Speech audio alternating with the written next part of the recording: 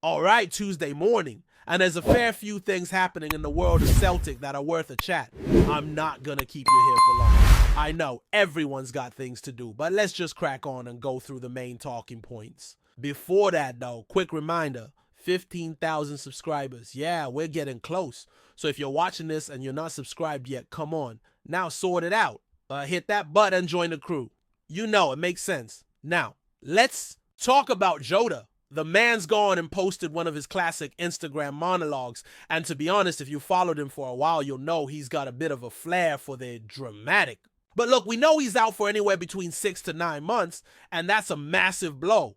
Brendan Rodgers has already had his say, and he's made it clear that Joda's handling it with a kind of philosophical calm.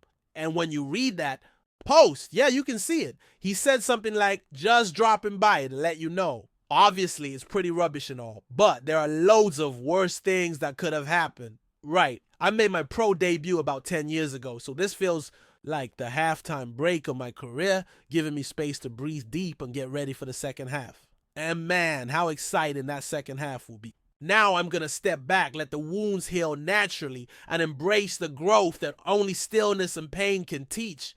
Things are about to slow down, and as a good mate once told me, slow is smooth, and smooth is fast. See you soon on the pitch. Love you all. Now I'm reading that out, and I can almost feel parts of my personality drifting away. It's deep, right?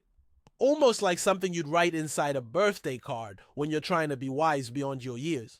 But hey, if this is how Joda gets through it, if writing stuff like this gives him strength during what's probably the toughest spell of his career, then fair play. He's never had a knock like this before. This isn't just missing a few matches. This is a massive chunk of a season gone. So if turning inward and dropping these poetic messages is what helps him cope, I've got no issue with it. In fact, it's kind of admirable. And what I find interesting is that he's thinking of it as the halfway point of his career.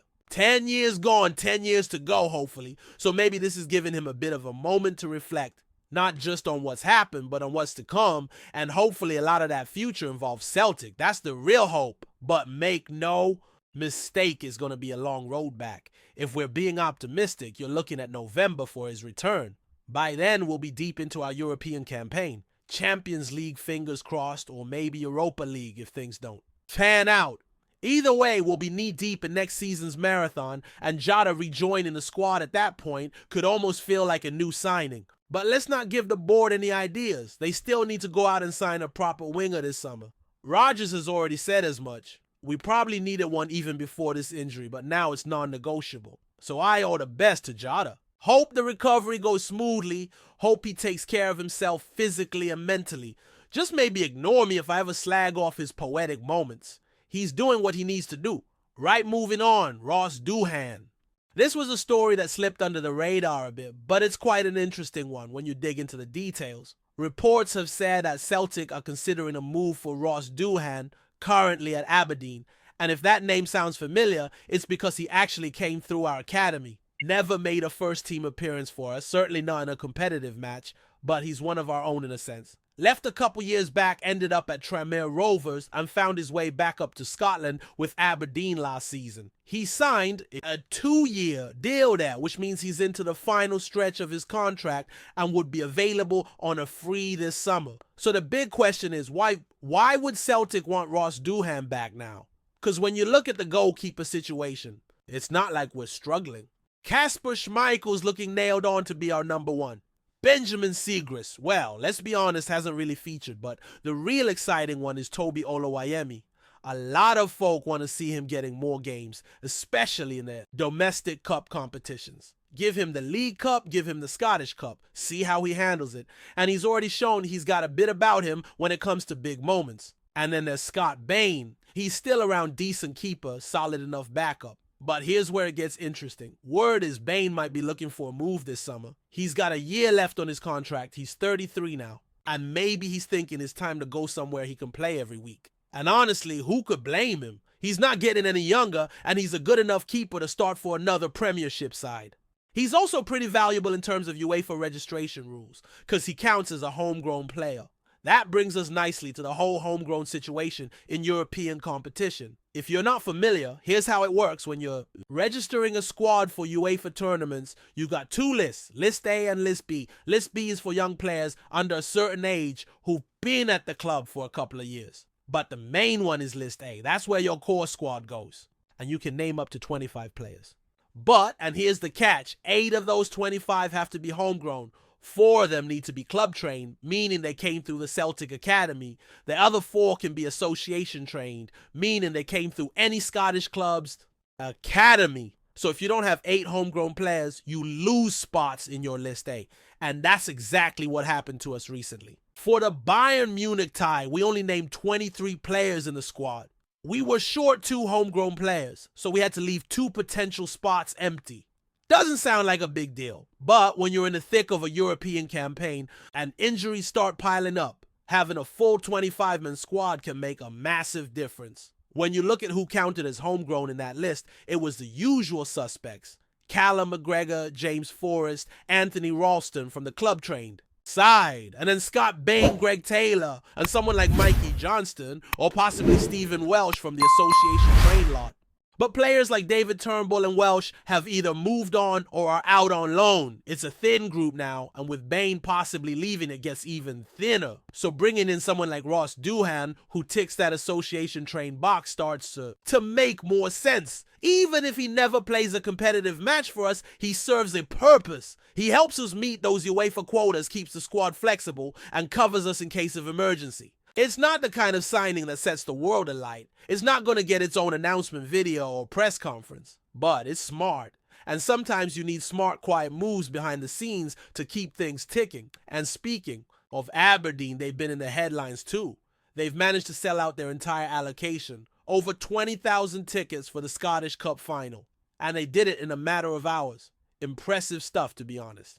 They struck a deal with the SFA to underwrite the cost of the tickets, meaning if they didn't sell them, they'd be out of pocket. But the Aberdeen support showed up strong, and now they'll be packing out their section of Hampton. They're expected to have seats up to the halfway line on the north stand, which will make the atmosphere feel pretty much like a 50-50 split. Not quite, because Celtic will probably get most, if not all, of the top tier in the south stand, but still, it'll feel like a proper cup final with both sets of fans well represented. That's how it should be. Sure, some Celtic fans who've been going to every match might miss out, and that's never ideal.